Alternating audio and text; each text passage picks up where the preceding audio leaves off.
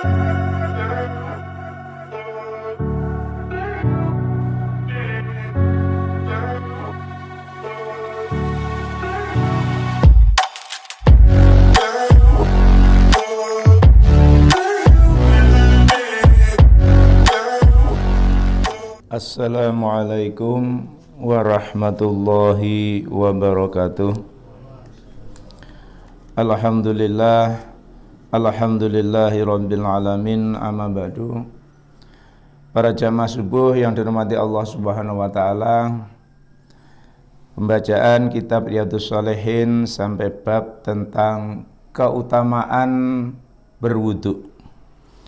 Dari Abu Hurairah radhiyallahu an bahwa Rasulullah sallallahu alaihi wasallam bersabda, jika seorang muslim atau mukmin itu berwudu, maka ia membasuh mukanya, keluarlah setiap dosa yang dilihat oleh kedua matanya bersamaan dengan air atau bersamaan dengan tetesan air yang terakhir. Jika membasuh kedua tangannya, maka keluarlah setiap dosa yang diperbuat oleh kedua tangannya bersamaan dengan air atau bersamaan tetesan air yang terakhir. Jika ia membasuh kedua kakinya, maka keluarlah dosa yang diperbuat oleh kedua kakinya bersamaan dengan air atau bersamaan dengan tetesan terakhir, sehingga keluarlah ia dalam keadaan bersih dari semua dosa-dosa yang pernah dia lakukan. Hadis riwayat Muslim.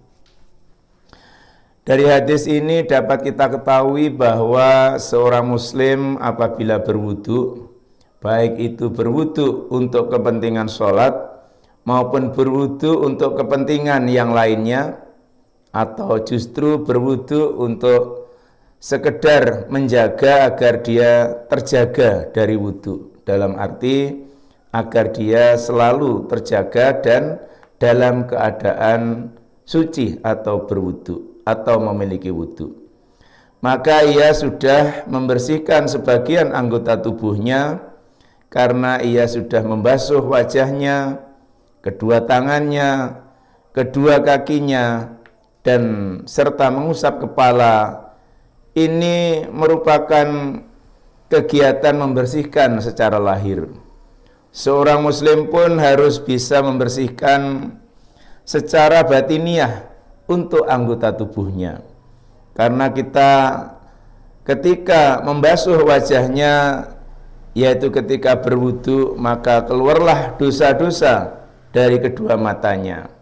Ketika kita membasuh kedua tangan kita, maka keluarlah dosa-dosa dari kedua tangan kita. Demikian pula apabila kita membasuh kedua kaki kita, maka keluarlah dosa-dosa dari kedua kaki kita. Sehingga ini mengajarkan kita untuk bersih secara lahir maupun bersih secara batin. Dari Abu Hurairah juga dikatakan, qala Rasulullah sallallahu alaihi wasallam, ala adullukum ala ma yamhullahu bihi la khataya wa yarfa'u bihi darajat. Qala bala ya Rasulullah. Qala isbaghul wudu'i alal makarihi wa kathratul khuta ilal masajid wa intidaru sholati ba'da sholati fadhalikumur ribad. Abu Hurairah berkata bahwa Rasulullah sallallahu alaihi wasallam bersabda, maukah kalian aku tunjukkan pada sesuatu amalan yang dengannya Allah akan menghapuskan kesalahan serta mengangkat derajatnya? Para sahabat kemudian menjawab, tentu saja wahai Rasulullah. Kemudian beliau bersabda, yaitu menyempurnakan wudu pada waktu-waktu yang tidak disukai. Artinya bahwasanya apabila kita batal wudu, maka dalam keadaan apapun kita senantiasa menjaga wudu kita, yaitu kita berwudu kembali supaya kita dalam keadaan suci. Ini adalah pekerjaan ringan akan tetapi juga sulit untuk dilaksanakan atau berat untuk dilaksanakan. Lebih-lebih apabila kita mau tidur, ini hendaklah kita berwudu dulu dengan harapan bahwasanya ketika tidur kita ini dalam keadaan yang suci. Apabila kita sewaktu-waktu dipanggil oleh Allah Subhanahu wa taala, maka meninggal kita dalam keadaan suci. Dengan demikian, apabila kita tidur, juga kita akan diberikan oleh Allah mimpi-mimpi yang indah, bukan mimpi-mimpi yang dihadirkan oleh setan.